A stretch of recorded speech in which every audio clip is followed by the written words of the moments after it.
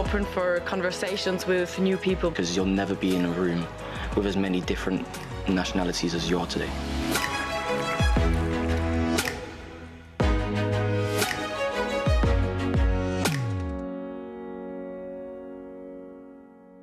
Good morning to today's...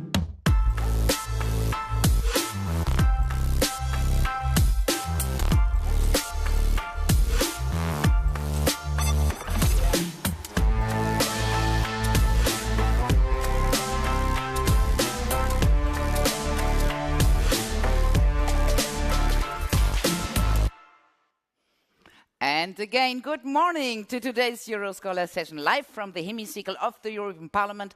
Give yourself directly an applause, because you made it.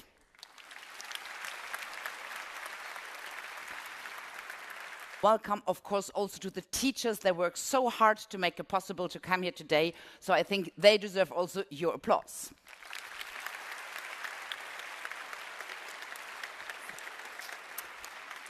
And a very warm welcome to you watching online for this morning session here all over Europe. You too, you will have plenty of opportunities and to participate in our discussion in the morning session.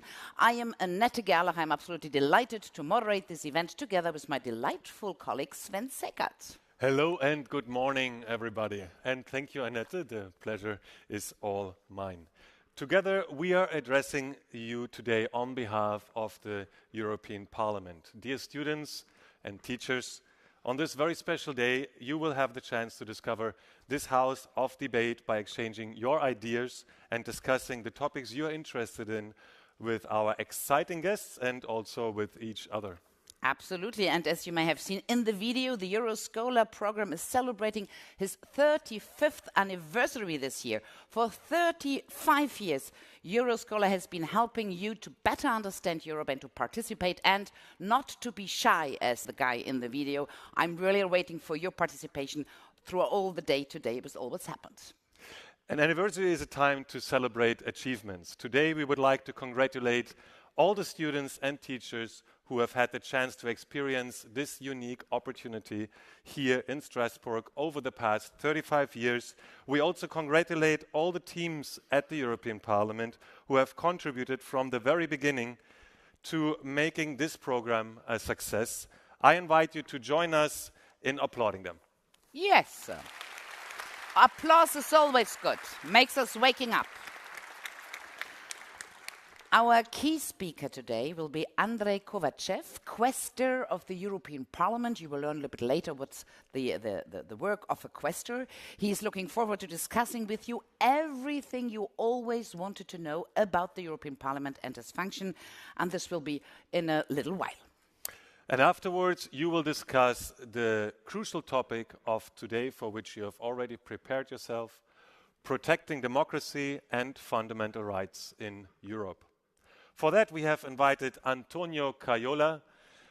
He is the head of the unit of the legal service of the European Parliament. He will be happy to share all his knowledge with us later.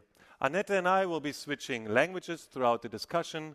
We'll speak in French, English, and German, but don't worry, there are our wonderful simultaneous interpreters who will translate everything into these three languages. And on top of that, you can also express yourself in Italian and Spanish.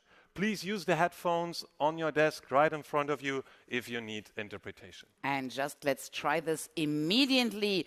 Try your headphones. Voici l'occasion d'essayer vos écouteurs parce que je vais donc changer de langue une fois pour voir bien et surtout pour partager avec vous cette merveilleuse petite citation de l'immense penseur et auteur italien Umberto Eco. C'est lui qui a dit « La langue de l'Europe, c'est la traduction ».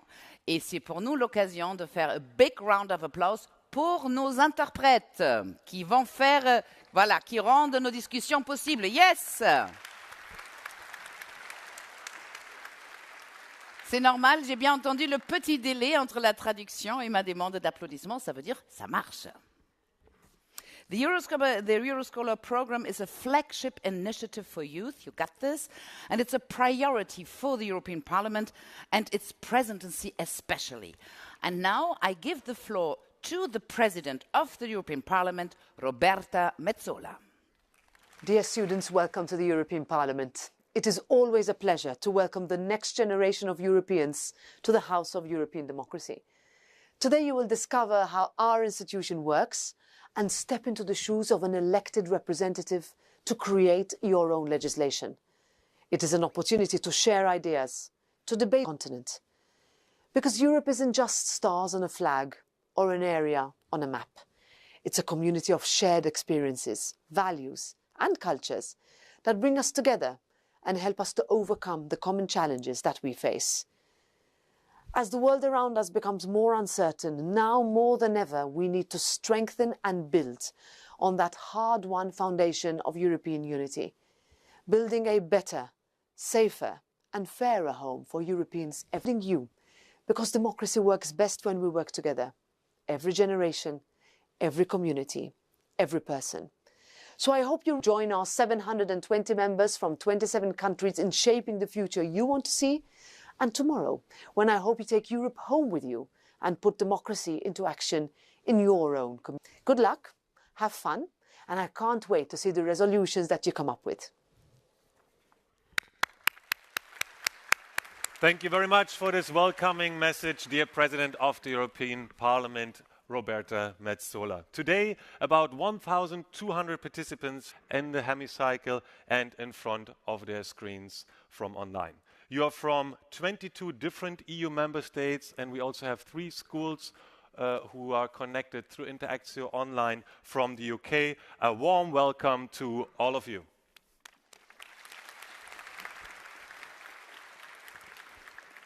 You students represent the most is yours. So before we start, we would like to know from all of you, from which countries are you all joining us today? Some of you already understood this. For this question to answer, you go on slido.com or download the app and either use the hashtag Euroscola 1010 or scan the QR code, and then you can type it And Estonia was obviously very quick to mention the name. It's also Latvia, Slovensko. I suppose this is the Slovakia.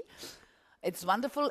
Yes, everybody go and get used to Slido. We will use this throughout all the morning, so it's good if you get used to it. I mean, you are all digital natives, so no problem to use the app.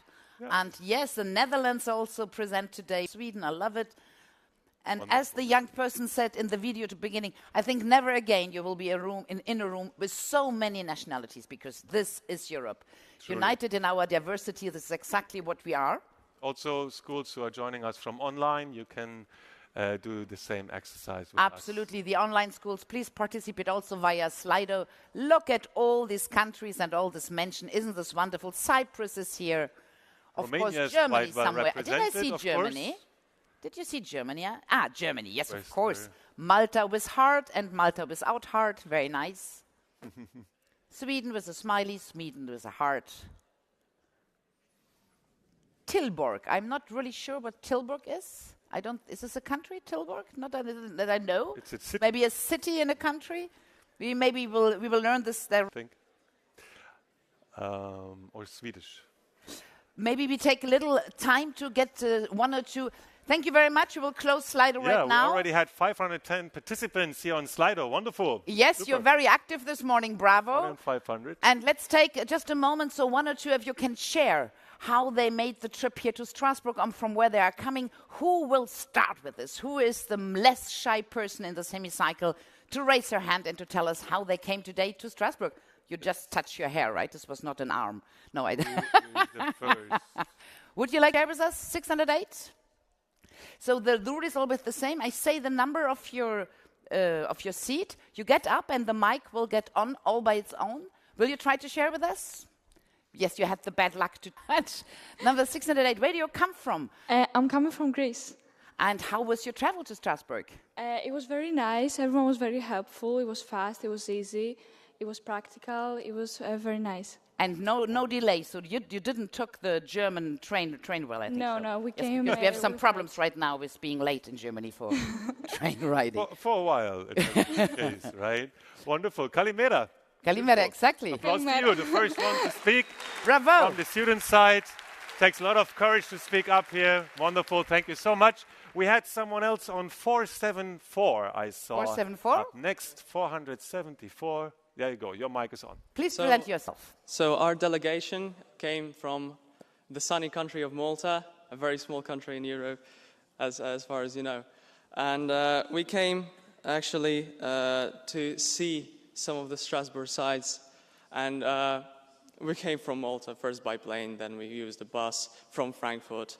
And it's been quite a long trip.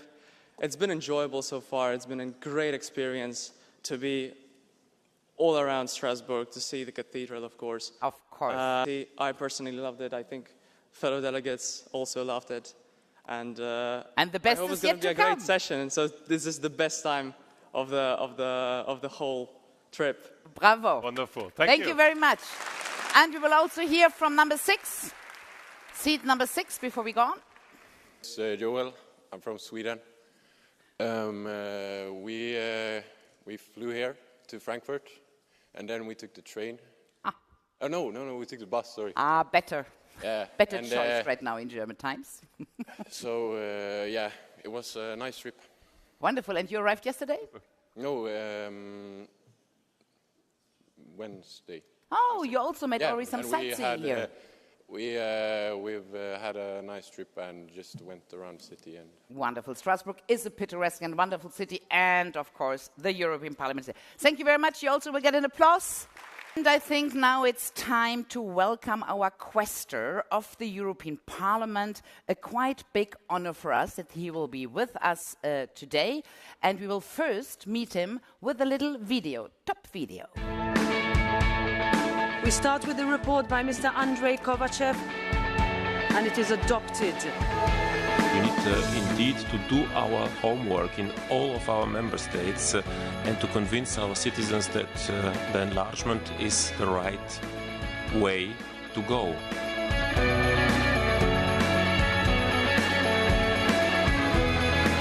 So this is up to us, the European Union, to take the role of a mediator to stop this conflict. Thank you very much. And here he is, Andrei Kovachev. And before giving you the floor, Mr. Andrei Kovachev, please allow me to briefly introduce you. You are a Bulgarian politician and were first elected to the European Parliament in 2009. You are a member of the European People's Party group and 2014 to 2019. Following in the elections last year, you have taken on this role once again. Dear Questor, and thank you. Welcome here to the Hemicycle, of course, your house, and thank you so much for being here with us today at Euroscola. We give him a warm welcome.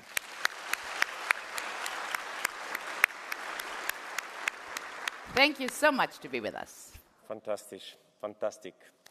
Welcome to the European Parliament. I'm really very excited to see so many young people with just so much enthusiasm and curiosity about our union. Until yesterday, I was sitting on the second row here.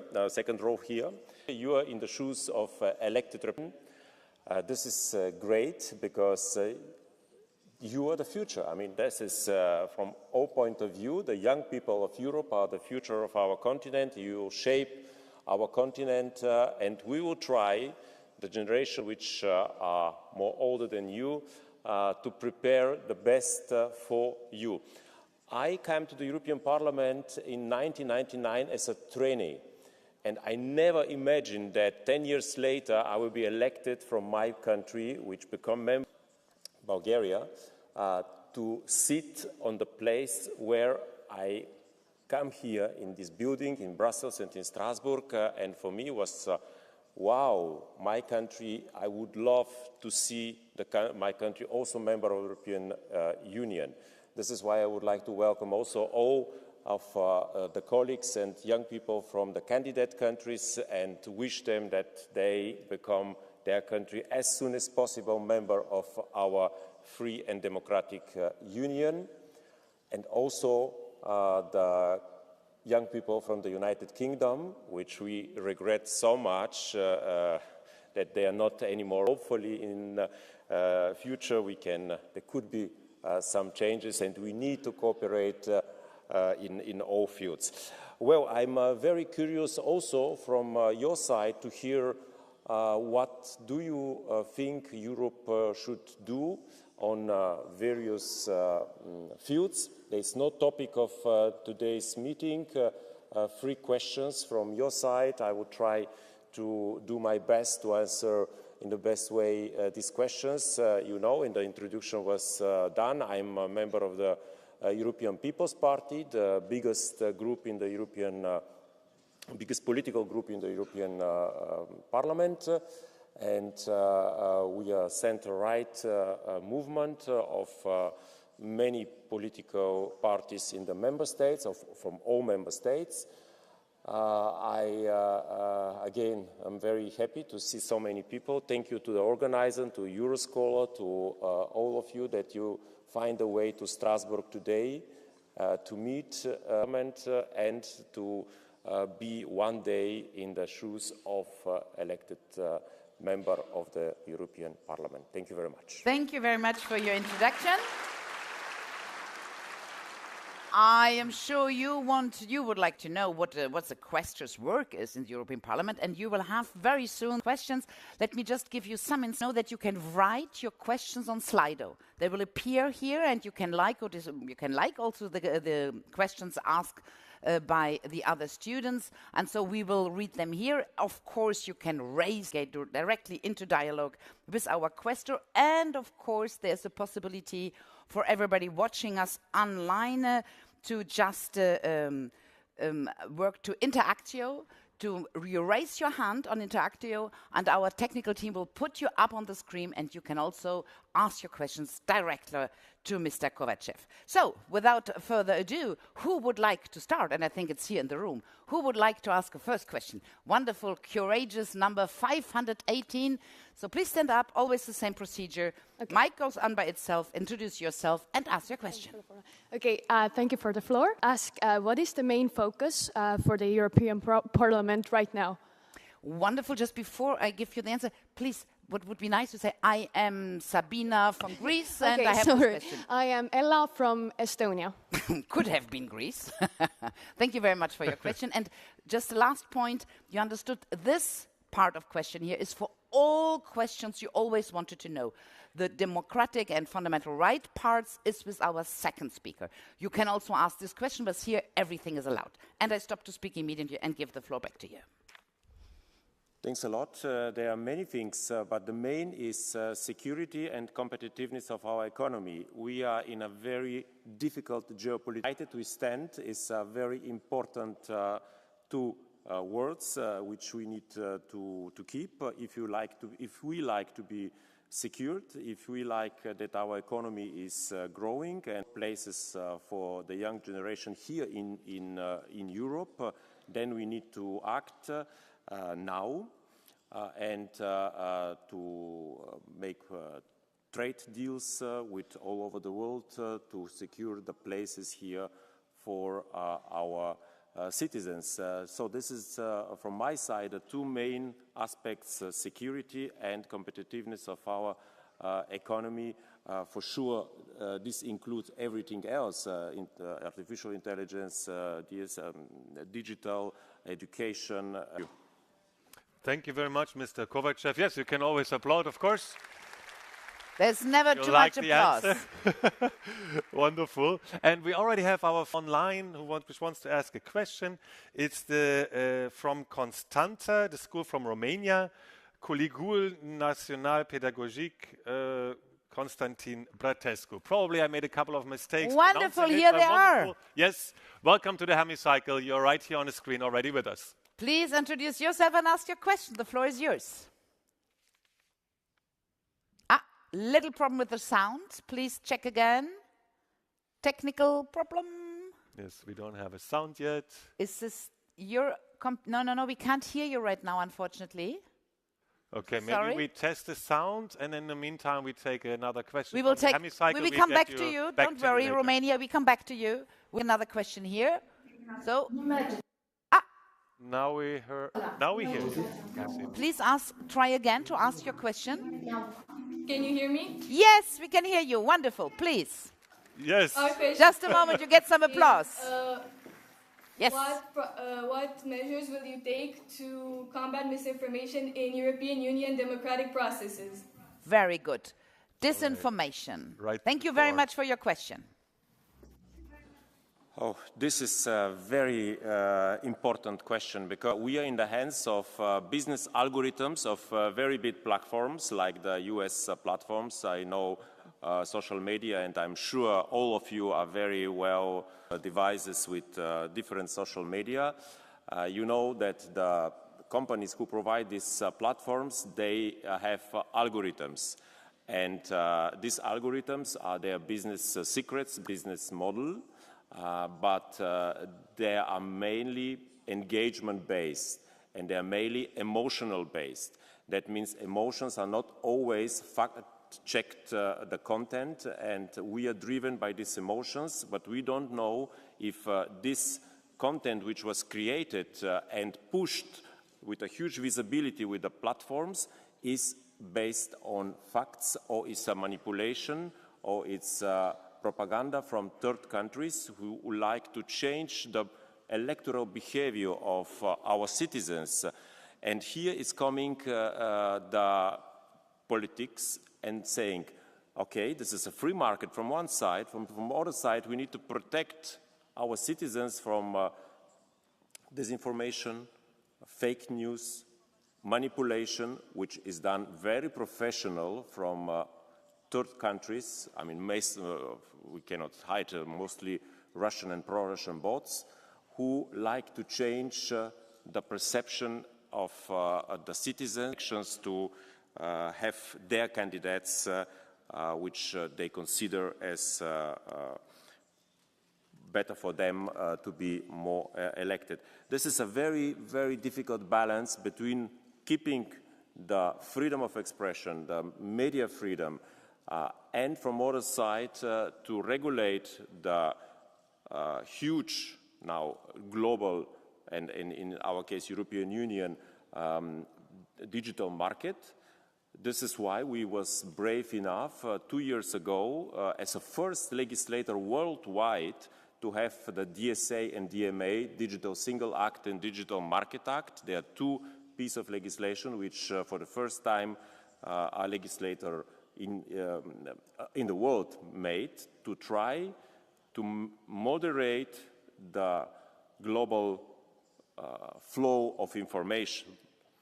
Because the main principle should be everything which is offline forbidden must be also online forbidden. If you are not allowed offline to call for violence, to become terrorists, to humiliate people, the same should be valid also offline. This content should be not allowed. So this is indeed a topic which I can talk for a very long time. I'm a member of a special committee which is European Defense Shield is the name of this committee, how Europe can respond to this phenomenon on disinformation and of very targeted and professional-made propaganda by third actors. And this is non-state and state actors who try to our own emotions, and mostly, unfortunately, the negative emotions which they explored. Absolutely. Thank you very much for your answer. Maybe if you allow, I would like to add that Ursula von der Leyen, the president of the European Commission, said here in the European Parliament just 2 days ago, she talked about a hybrid war from Russia against Europe. And there was also this false information was included. It's not only drones or whatever, there is a real war going on, and you are in the front line to discover when there is false information, and it's very important that you are aware that there's a lot of misinformation in the social media spread by people who do not want a nice survival of Europe. And this is why it's very important for young people, for the teachers, for the schools to learn critical thinking, that you should not trust one source. Please go to many different sources, compare the information, make your own decision.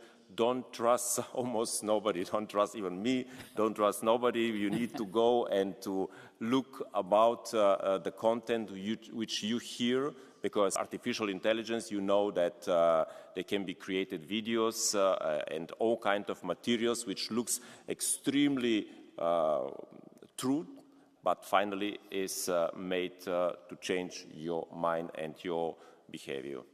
Absolutely. Another vice president of the European Parliament who sat here one day for an Euroscola session, he said, the most scandalous the news are on the internet, the most probably it's false. You know, like, I don't know. Yeah. So you have really to be aware of this and no, don't trust nobody. Exactly, let's say. Critical with what you see, right? Okay. So I think 300 students sitting on 317 has been waiting for a while already. There are a few others. Yes, 317. Your microphone is already on. Please first let us know your name and where you're from, and then we are looking forward to hear your question. Hello, I'm Mehije from Belgium. And my question is, with all of the discrimination happening in Europe, what are your plans to protect the minorities? Minority protection. Thank you very much for this. Thank you very much for your question. Well,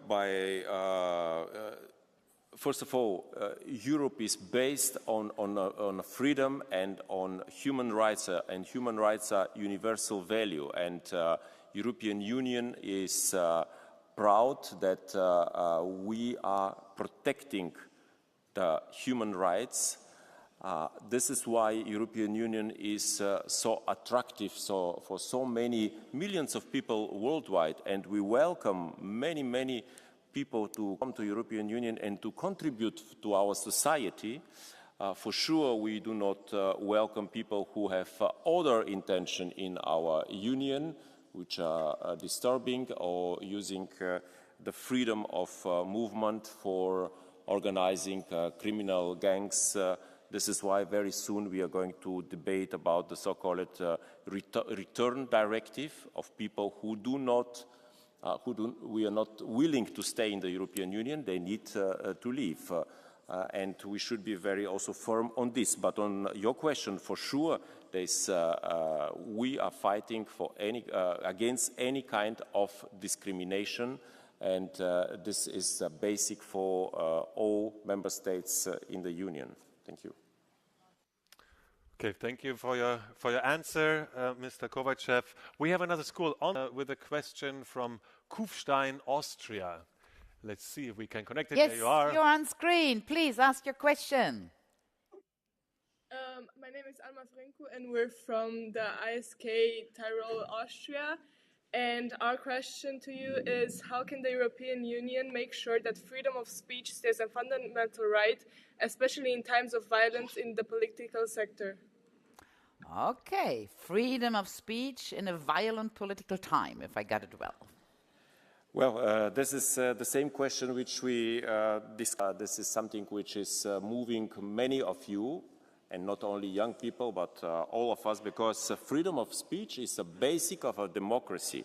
But from other side, I would like also to hear your opinion if a democracy is allowed to build an immune system of the democracy to protect democracy of people or movements or parties who would like to or who misuse this basic principle of democracy, freedom of expression, to come to power and to remove the democracy.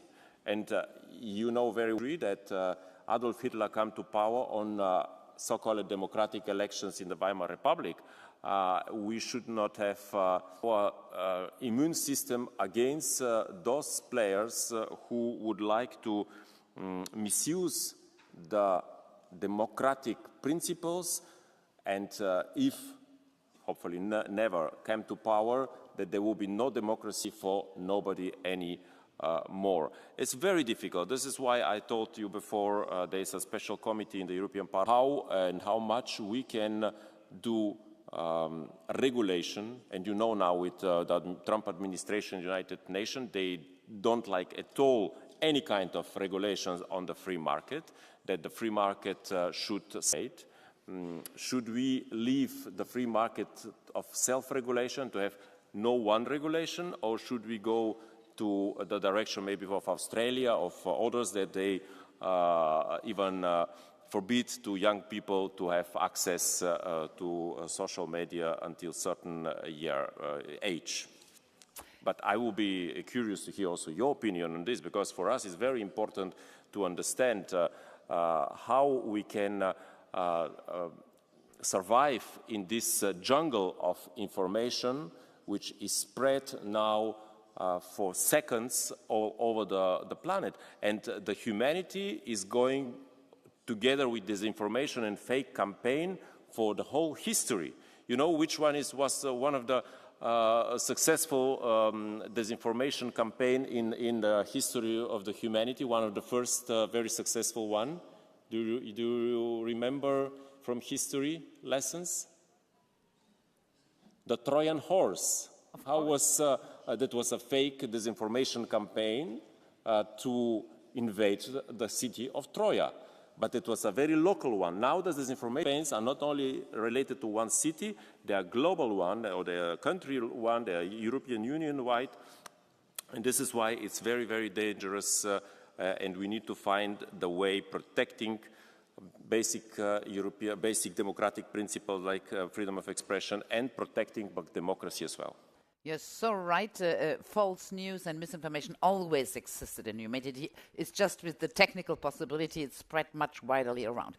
What we will do right now to give more, we see so many hands here, so we will take 3 questions, if you're okay, Mr. Quester, and so you can answer them one after the other. We will start with number 76, please.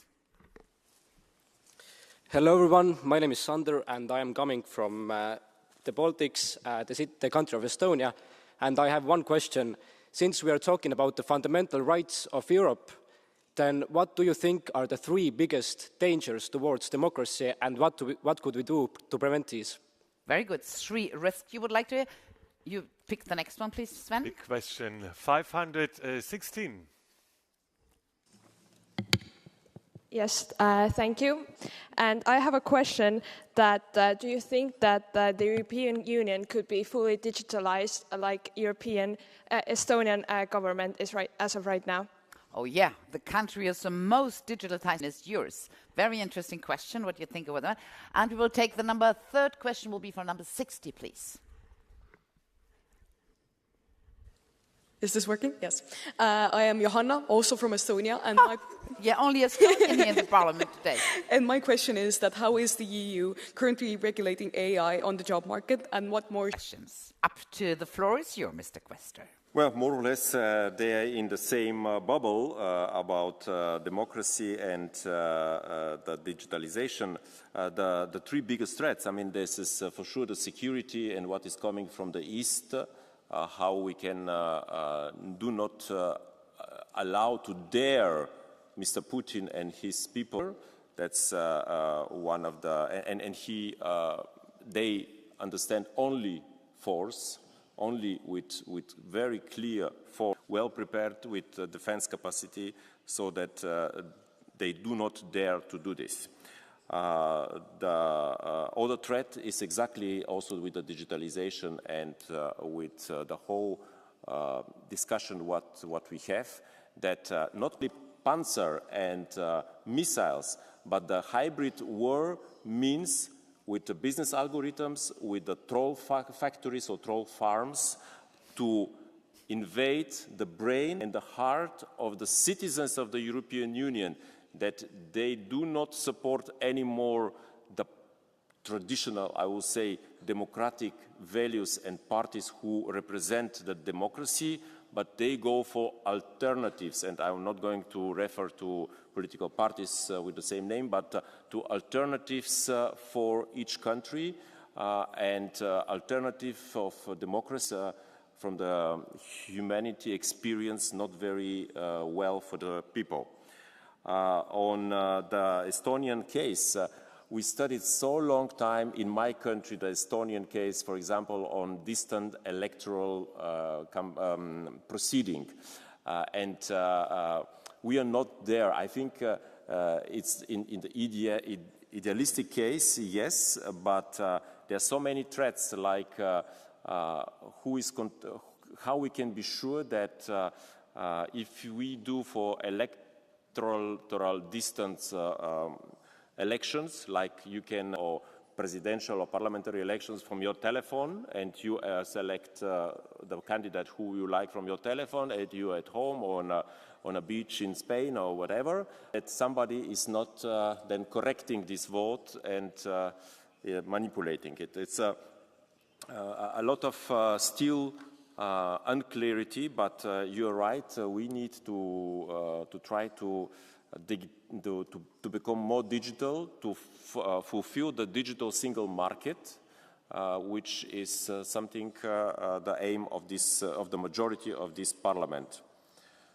And there was one more question. The artificial intelligence for the job market. Well, that's there are many people who are now a bit threatened.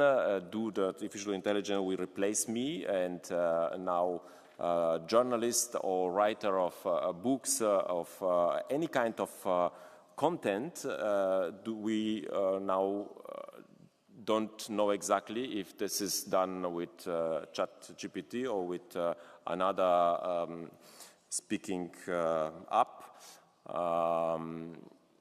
That's something which is a topic, yes, but we should be not afraid of this technology. We should use for our goods in many fields, like in the medicine, for example, in the natural science, in many places where artificial intelligence can bring and should bring good for the humanity. And I'm sure that these science fiction movies, which many of us maybe see, will be not coming in reality like this. Thank you. Maybe just for the market labor, I think this was the particular preoccupation of the question, is to make it. Otherwise, I can say, what can Europe do that the artificial intelligence do not steal all our jobs? Something like this was more in your mind, I think so.